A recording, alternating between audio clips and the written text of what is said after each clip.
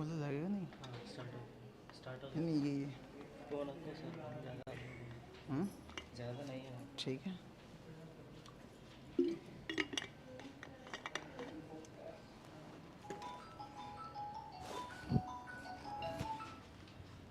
So hello, should we start?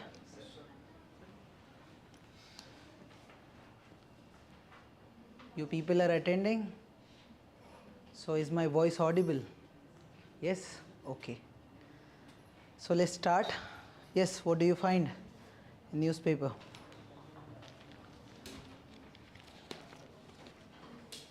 Anything good on first page? India bloc considers motion to remove CEC. Is it important? Yes? They want to remove Chief Election Commissioner. Important news? Not so important. It's important. Chief Election Commission is not a normal position, right? And that you want to remove. So it's just like that news which we were reading about High Court judge being removed. Yes, that was a good news. Bad news although, but good news for us. Similarly, although there is no motion that has been brought in till now. Okay, they are just saying that we are considering this thing. Okay, so India bloc means opposition parties are saying the way things are happening. Why do you think they are saying this thing? What is the problem with these opposition parties or Congress? I think yesterday we discussed this topic, right? Then why do you think they are saying that we will bring motion to remove Chief Election Commission? Okay, free and fair elections are not happening. Now this is just a reaction actually. So Rahul Gandhi said all those things. After that, Election Commission had to respond, and the way Election Commissioner responded, it doesn't seem like it was responded by Chief Election Commission as a bureaucratic authority or as a constitutional body. They behaved like as if they are also politicians. So one politician from one party says something, other politician from other party, they react. In the same manner, this Chief Election Commission has said some things. So that's something these parties are not very happy with. So they are saying, first of all, you made mistake. Then you are speaking in the language of that political party against which we have problem. So these things are happening. Now the point is, as far as any institution is concerned or any bureaucratic person is concerned, we expect that you behave in the right manner. You're not supposed to get involved in the political part, right? Obviously, Election Commission, politics will anyway be involved over there.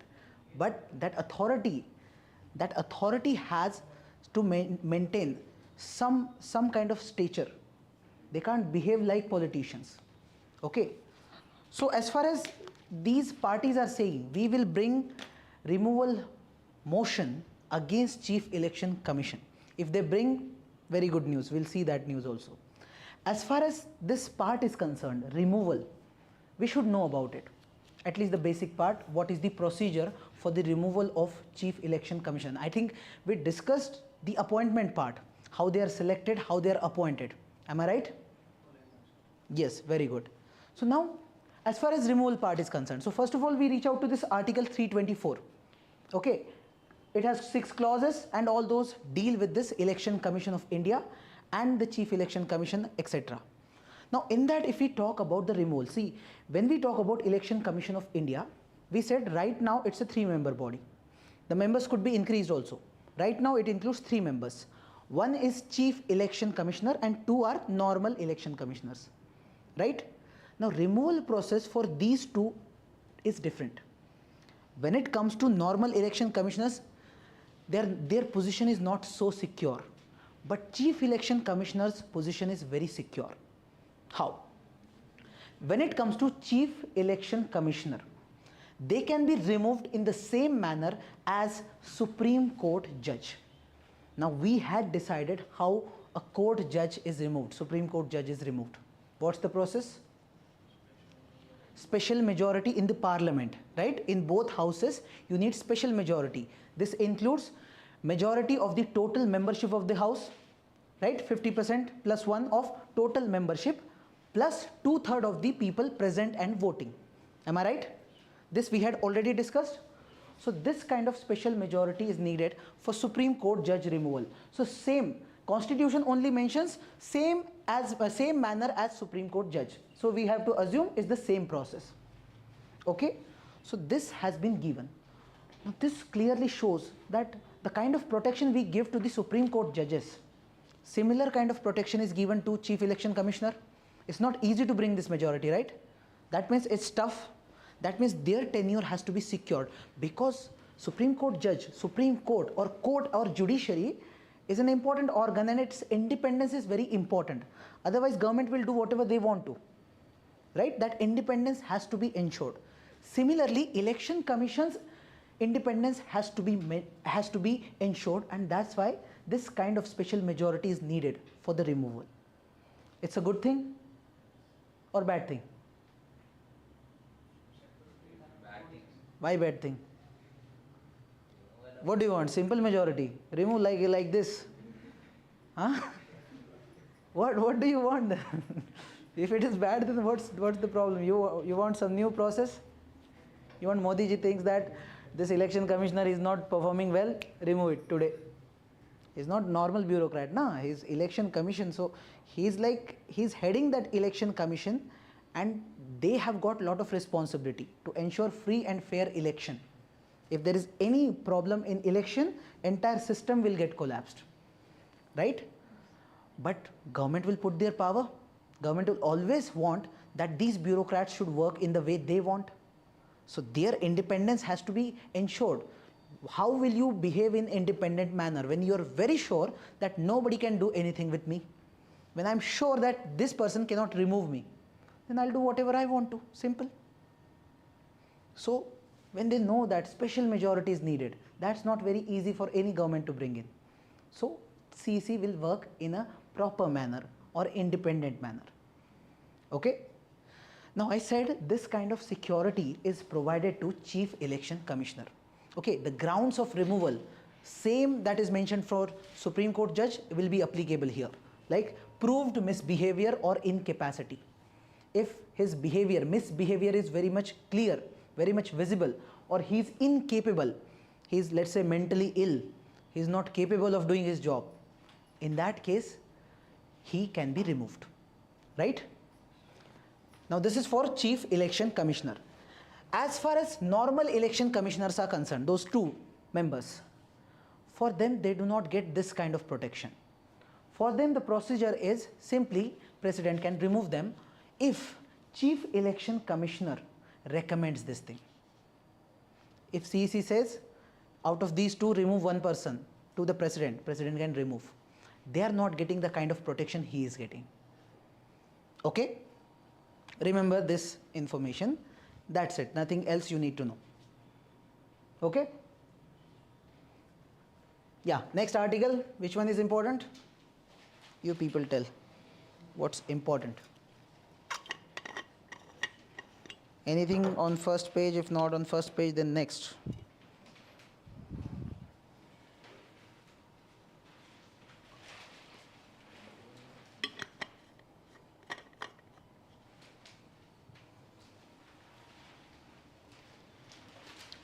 So we reach out to the editorials part. Yes? So there's this article on hunger, malnutrition, undernutrition, something. They're saying India is very important to deal with this problem of hunger in the editorials. Yes? Is there any article? Or is just I saw that article? Now many people get confused with these terminologies. So just look at this basic part. What do you understand by hunger, malnutrition, undernutrition, and undernourishment? In this article, they are specifically using this term undernourishment as well as hunger. So when you say there is problem of hunger, and this is important specifically for your mains because they keep on asking one question on hunger or malnutrition. Keep on repeating the question. There is one particular theme and the same content can be used to answer that. Okay? Now, hunger as a major problem. There is poverty which is a major problem. Hunger is also a major problem in the entire world. When you say hunger, it simply means you're not having enough food to eat. You don't have enough food to eat. Okay, if we supply the food items, hunger problem will be resolved, right? So there is hunger problem. Then when we say malnutrition, so our body needs some kind of nutrition. Whatever food you eat, through that food you're getting some nutrients. Those nutrients could be of different kinds, right? Carbohydrates, proteins, vitamins, all these nutrients. Now we are using the term malnutrition. Malnutrition means the amount of nutrition that you need. If it is in the right form, we'll not call it malnutrition. But if it is not in the right form, if it is not in the right amount, the balance is not there, that becomes malnutrition. So it could be like you needed these many calories, but you are eating this much. It could be more, it could be less. The amount of nutrients that are needed, if they are in more quantity or less quantity than the needed, then it is malnutrition. Clear? Now this malnutrition could be like over or less, both kinds. That's why undernutrition, overnutrition, both kinds will be there. You're getting more nutrients or less. And there will be something called micronutrient deficiencies. So some micronutrients, like say vitamins, you're getting less, that is micronutrient deficiency. All this comes under the category of malnutrition when we use this term. Clear? Hunger clear, malnutrition clear. Third is undernutrition, which is part of this. Yes, we said when less amount of nutrients are given to you, that becomes what? Undernutrition. We said it is the part of this malnutrition only, right? So here we use some terms which are very common. When we say undernutrition problem is there. So for example, there is this term called wasting. Wasting means low weight for height. Your height is this much, but weight is very less. So you will look like this. Yes? Good. Then there is something called stunting. Stunting is low height for age. According to your age, whatever height you should have, by that logic, your height is not that much. So you are supposed to be here, but you're still this. This is stunting. Okay? Then underweight, you understand. As per your age, whatever weight you should have, you don't have that. That is underweight category. And micronutrient deficiencies, you people understand now. Okay? These are the terms we are mostly using when we say undernutrition. Okay, these terms are very common, we keep on using it. Clear? And this article also talks about this undernourishment. Now, the definition of undernourishment is given by this Food and Agricultural Organization of United Nations. According to them, if you need some amount of calories every single day, okay, whatever that amount is, but you need this much and you're getting this much, and that too consistently, almost every single day you are getting calories in deficit amount, in less amount. If this is continuously happening, then this is something we call as undernourishment. Okay, you're going in the reverse direction because you need that many calories for your body. Whatever work you do throughout the day, you need this much calorie, but you're getting this much. So slowly, your body's nourishment, that dimension is getting lesser. That's why we are calling it undernourishment. Clear? Any doubt on this? Yes? No? Now, as per this particular article, they're talking about this report, United Nations State of Food Security and Nutrition 2025 report. They're saying as far as this problem of undernourishment is concerned, so they say 673 million people were undernourished in 2024, and there is a decline that they are observing. Earlier it was 688 million, now it is less. Now it might seem good news for you. It might seem good news, but it is not so good news. Reason being, before COVID-19, the number was better. When this COVID-19 incident took place, because of lockdown, because of so many things, we saw the problem became much worse. So we are still trying to recover. Okay? So although the number seems to be better, that we have improved to some extent over here, but we are yet to reach to that pre-COVID level. This is at the world level we are talking about. Okay? Getting it? You don't need to remember these numbers and all. This is useless data. Okay? Now, article is specifically talking about India, that if we have to deal with this problem of hunger at the world level, we need to deal this problem at India's level, because India has got a lot of population and this problem of hunger is quite pertinent or quite persistent in India. So if you reduce the numbers in India, overall global numbers will also be reduced to a good extent. Okay? That's what they're saying, and the data shows we are doing decent. For example, in 2022, 14%, and here we reached in just 2 years 12% undernourishment. We have to reduce this number, right? Undernourished population, we have to reduce that population. So 2% reduced in just 2 years, which is a good number. So the number is around 30 million people. This 2% is about 30 million. So it's a good number, right? So they're saying good progress, continue, very good. Okay? Now why such good numbers are there? We always check if government's results are good. We want to check, did government really do something good? Did they bring some programs? Did those programs work out? Because of which we see such good results. When we check these results, we find out that there are 2-3 programs which government is running, or overall umbrella schemes which are working really well. Number one scheme is PDS system, public distribution system. Yes, you use that ration card, go to that shop, right?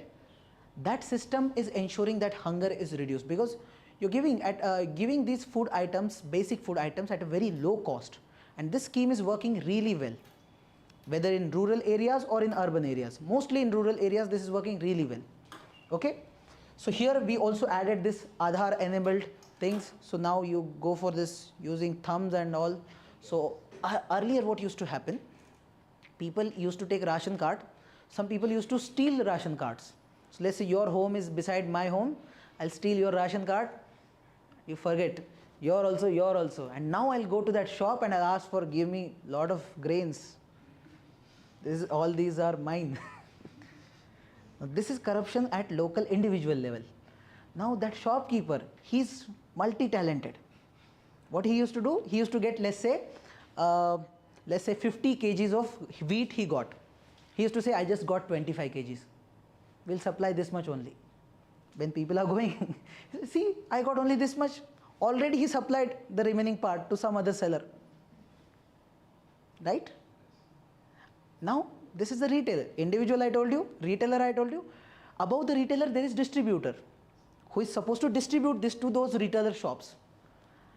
Officially, he is supposed to distribute, let's say, 1 ton of wheat. What he used to do? 50% to the private sellers, private shops. He used to sell that, and he used to sell them the remaining amount. So this is like systemic corruption taking place in PDS system. Okay, this was happening even today, this happens to a good extent.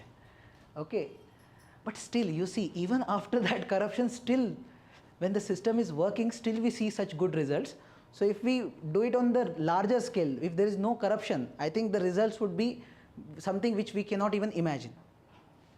Okay, good results, good. So we bought this one nation, one ration card scheme also. Then they thought that migrants are facing some problem, right? For that this scheme was brought in. Yes, otherwise ration card I am from Bihar, I am coming to Telangana, how will I get ration? Problem, because that ration card is valid there. Or there was problem for government also. If you allow the same ration card to be used in 2 different states, then I'll buy there also and here also. Problem. So for that government brought this scheme. So this is the system that is working very well. Okay. Second, some schemes for the nutrition. So one of the famous scheme is this PM Poshan scheme, under which this midday meal scheme is also part of it. Okay, midday meal scheme, I hope you all know. Yes, really well. Then we have Anganwadis under this ICDS. So Anganwadis also really work really well. Okay, as far as nutrition part is concerned, they really take care of it. Even starting from the basic vaccine, those polio vaccine, they give polio vaccine also. Every day for this early childhood care, basic teachings, they do that part also. They provide some food items also. So all these things they are doing at the rural areas. In Anganwadis, this is happening. So this is working really well. I've personally seen this. Anganwadis really perform really well. Again, there is little corruption, but when I compare it with the corruption taking in other parts of the system or other parts of bureaucratic system, this seems to be doing better. Okay? And then agri-food transformation. For agriculture, government brought so many schemes. For example, they made these farmer producer organizations, then e-NAM scheme. They used some technological things like using satellite. This geospatial data was being used so that where which crop to be brought in, which area is good for what, soil health card, all these different schemes were brought in. Okay, so overall you just remember it is PDS scheme, nutrition schemes like PM Poshan and ICDS Anganwadi, and some agri-food related schemes. All these combined have this result wherein we see numbers of hunger reducing. Okay, this is good content for answer writing. Okay, you'll remember this, don't worry. Means no need to make notes and all those things, you'll remember these things. Okay, now what are the challenges that we still are facing in terms of this problem? So first thing is the cost barrier. People want to have good diet. You want nutrients, right? You want all the good nutrients. The problem is healthy diet is very much not so affordable as such. If you want to buy, you go and buy one chips packet, 10 rupees, 5 rupees. And you go and buy something healthy, like an apple or something, that costs 25, 30 rupees. So it's not that affordable. They say 60% Indians don't afford healthy diets. Now this is a rough figure. This is not like some data coming from some organization. It's just a rough estimate. Okay? Then there is this issue of hidden hunger. So it seems when we started this PDS system, before that we had real problem of hunger. People did not have enough things to eat. With PDS system, we ensured that at least you get some wheat, some rice, some pulses, some amount you get every month, right? Now you feel that the hunger problem solved. But there is this hidden hunger. That means some vitamins are missing, some micronutrients are missing, or for some people it's a different problem, obesity. Yes? So they are like you, they got more, they didn't need that much calorie. So more carbohydrates, they become like this, right? So this problem is there. And there is major problem. Now out of all these, this one is major problem. I don't say these are not problems, but this is the problem which bureaucracy can solve and administration can solve. That's about supply issue. Supply issue means if something you're sending, it should have that transportation available, cold storage available.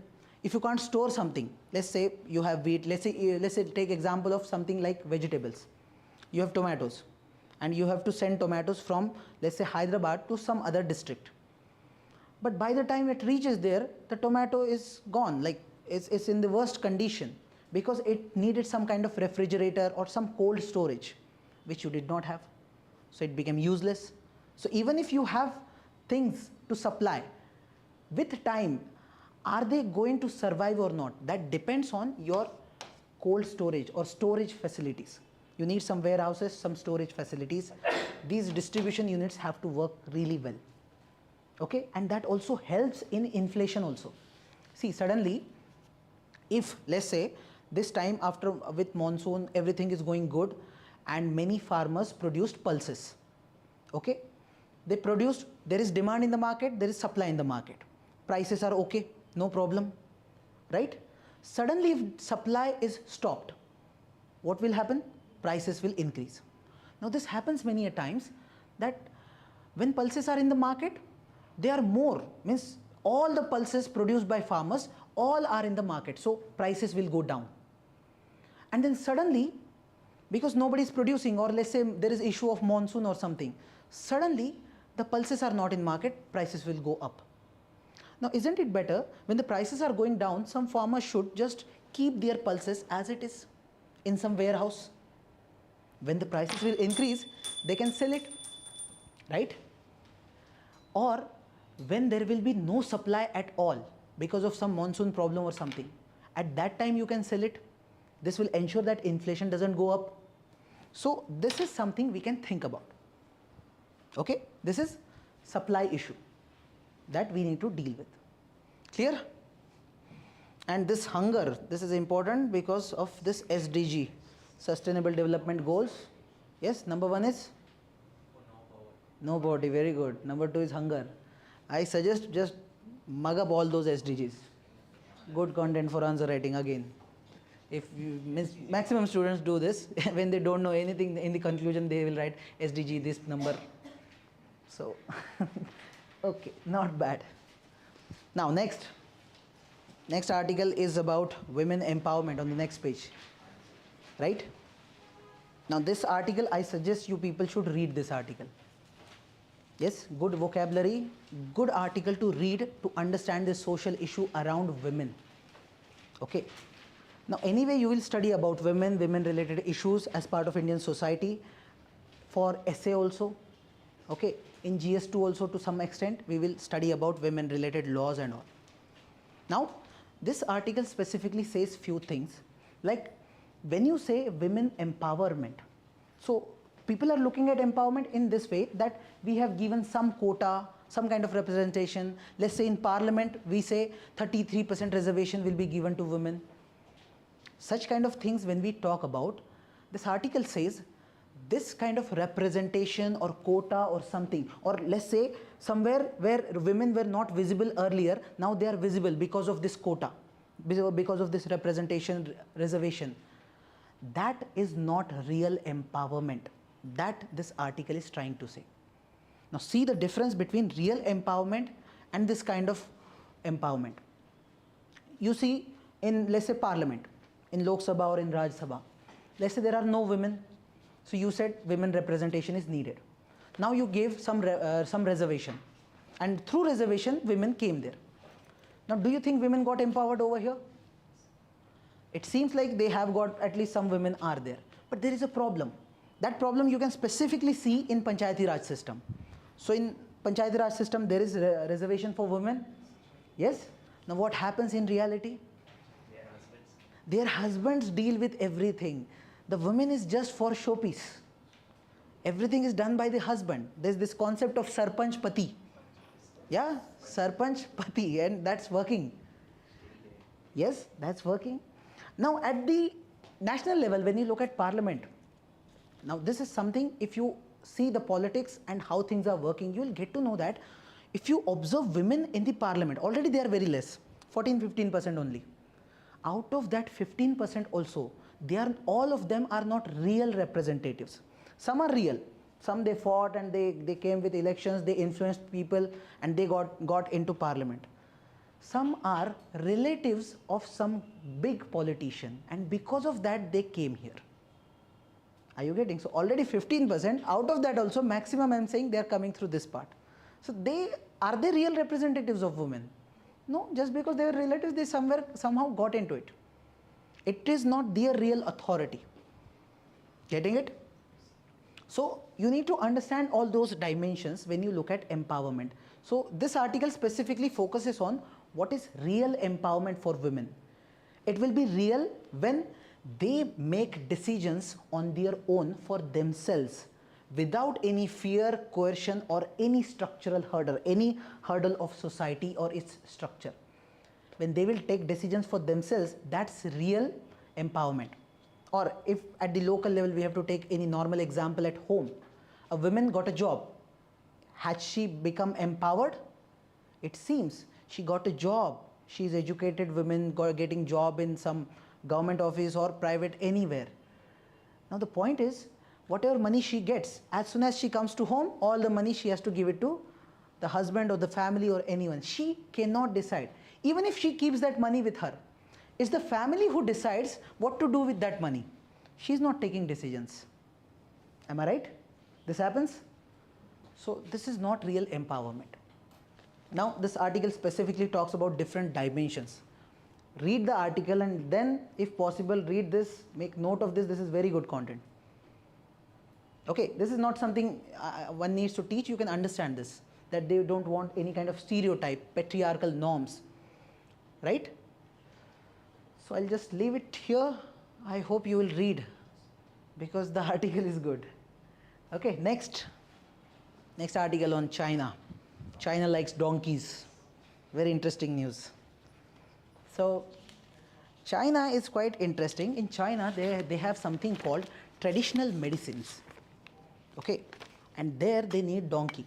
So from donkey, can you make any medicine?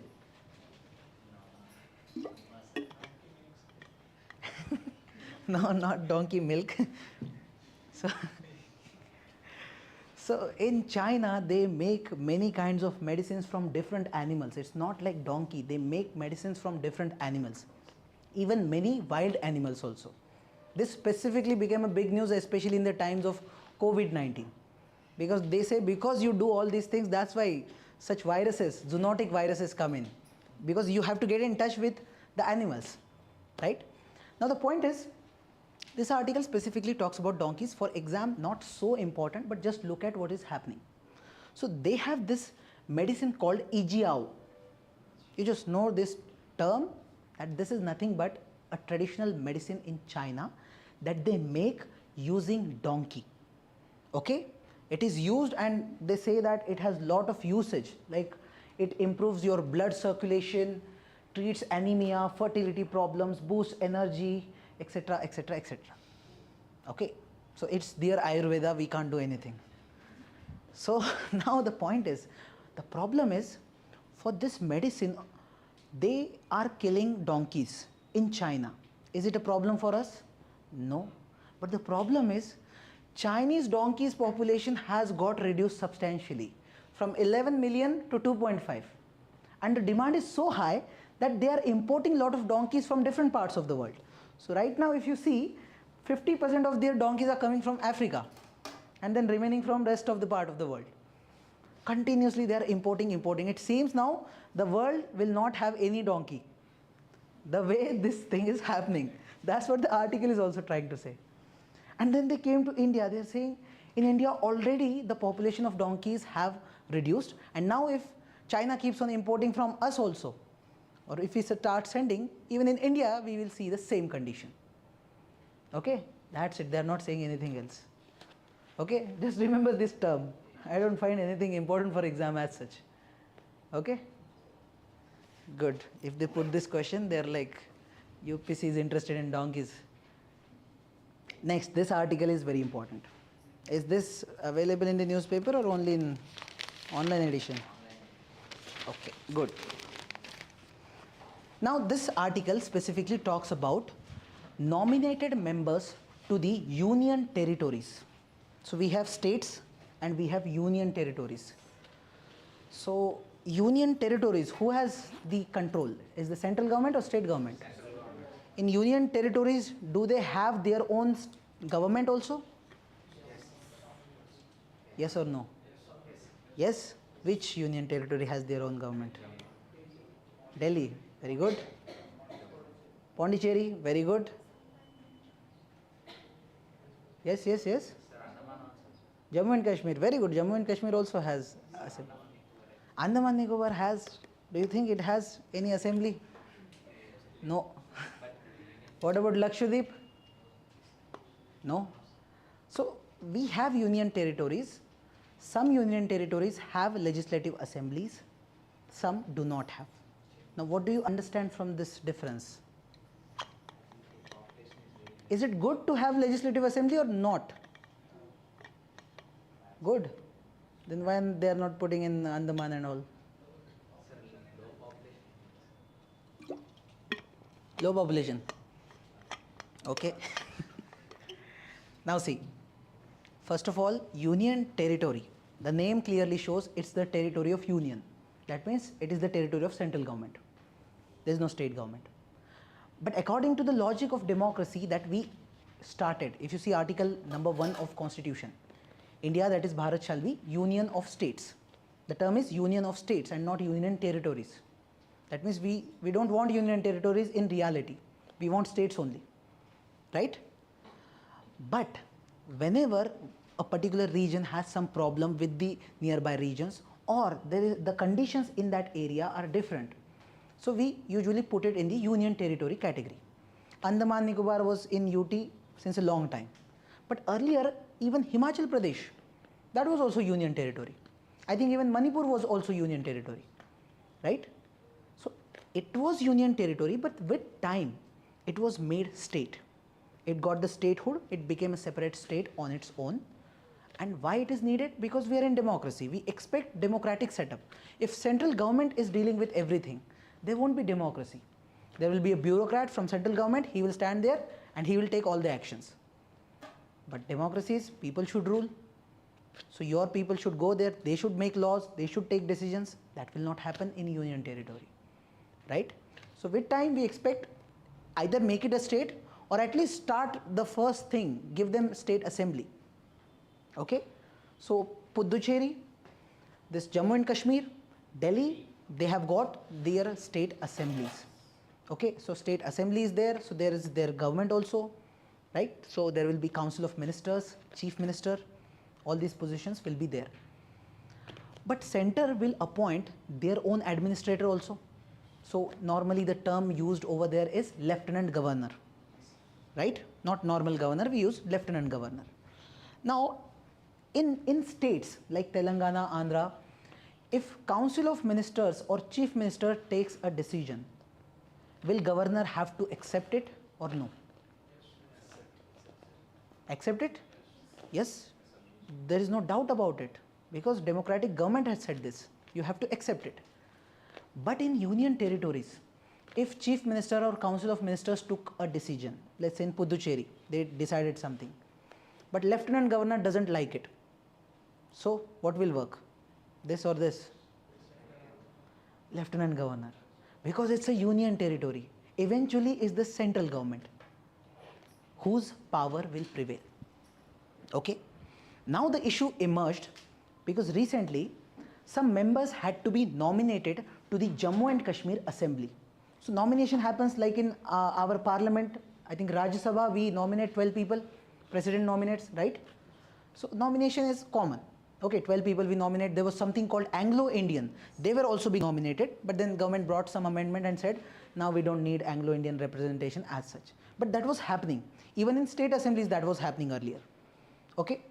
Now here, some members have to be nominated to Jammu and Kashmir Assembly. Union Home Ministry said that we will appoint, and not the Jammu and Kashmir state government or this union territory government that we have right now. They will not appoint, we will appoint. So now they started fighting. The chief minister, council of ministers are saying, sir, we will appoint, we will tell whom to appoint. And center is saying, we will decide who will be appointed. There is a conflict. Yes, that's why this issue is in news. Now, if we get into the details, we have this article 239A that is specifically for Puducherry. Okay. It says Parliament can create legislature for a UT. Yes, Parliament can create. Okay, and provide for nominated members. That means Parliament can decide who will be nominated to the assembly. Now this is applicable to Puducherry, I am saying, not Jammu and Kashmir. Okay, so power is with Parliament. Now came one act by the Parliament, Government of Union Territories Act 1963. It said, we are giving this power of nomination to central government. Central, the power to nominate members in Puducherry Assembly. So earlier it was with Parliament, Parliament gave it to center. Okay. So for Puducherry it is clear that who will do nomination? Central government, not Parliament. Parliament, it is written in Constitution, I am saying. Later on Parliament brought the act and gave this power to center. But I am saying this is only for Puducherry. Specifically this was brought in for Puducherry. Okay. Now comes Jammu and Kashmir Reorganization Act. Okay, this was brought in through which we divided Jammu and Kashmir into two parts, Ladakh separate, Jammu and Kashmir separate, and made both of them union territories. Right? Now in this, it provides for nominated members in the Jammu and Kashmir Legislative Assembly. It just mentioned that there will be nominated members. It didn't say Parliament will make, union government will make, or who will make. Nothing is mentioned. So that's why the controversy erupted, because nothing is mentioned clearly. That's why the problem is there. Okay. Now what Home Ministry says, Union Home Ministry, Amit Shah, he's like, we will do. How? He's like, look at the cases which are earlier present. So they talked about this case of Puducherry in the year 2022. Supreme Court in its judgment in this case K. Lakshmi Narayan versus Union of India, they talked about this concept called as triple chain of command. Now what this triple chain of command means, now this is specifically for union territories. They say that first we have president. Whatever president is saying, that is applicable on lieutenant governor. Whatever president says, that advice or that directive is binding on this lieutenant governor. President at central level, lieutenant governor at union territory. Yes, binding. And whatever lieutenant governor says, that is bound on this council of ministers. So if lieutenant governor is saying something, they have to accept, council of ministers will have to accept it. So this triple chain of command clearly shows that eventually it's the center, whatever center says, that will work. Okay? So this was said in this particular case. And now Home Ministry is saying, look at this case. So this is the logic used in Puducherry, so we'll use the same logic for Jammu and Kashmir. That's why this should continue. Okay? Now what is the problem with this issue is, someone at the center is deciding what will happen over here. And the logic of democracy is, we will take the decisions and you have to accept it. That's the basic logic we are using everywhere, in states as well as at the center. So we say there is democratic deficit in this. What's the use of these elected people then? We send them to make those decisions, right? So it's useless. Then the issue of federalism is there. You will say, sir, if center will decide everything, what's the use of state government? Why do we have this federal kind of system? Yes, but there is this problem with respect to union territory also, because union territories are having some special condition. That's why they are union territories. Okay, so this struggle will continue till the time they become complete states. Till that time this will continue. Okay, but as far as democracy is concerned, we will certainly support that it should be there. That elected leaders should have been given more importance, their words should be more important. Otherwise nobody will be accountable now. People will ask questions to whom? To whom? Those whom they elected, right? We will ask questions to our representatives. So in this matter, if anything is going wrong, people will ask questions to the elected members. And the power is not with them, right? So this is a struggle. Clear? Any doubt? No? Done then. Thank you so much.